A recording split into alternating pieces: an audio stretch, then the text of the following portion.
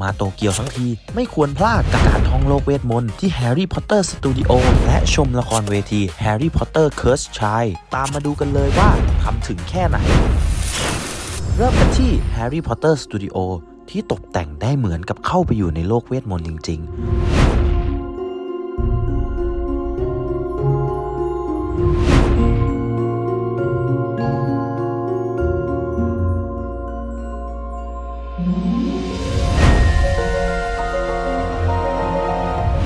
เข้าไปข้างในทัวร์ที่เราจองบัตรมาผ่าน goter.com แล้วก็จะพบกับฉากต่างๆที่ทุกคนคุ้นเคยในภาพยนตร์ซึ่งบรรยากาศเหมือนหลุดเข้าไปอยู่ในเรื่องเลยทีเดียวทั้งสถานที่และชุดที่ตัวละครใส่มุมถ่ายรูปก็แน่นแบบจัดเต็มแล้วยังมีกิจกรรมให้เราได้ร่วมเข้าไปเป็นส่วนหนึ่งของฉากซิกเนเจอร์อีกทำถึงมากๆจริงๆเรียกได้ว่าไม่อยากออกมาเลยทีเดียว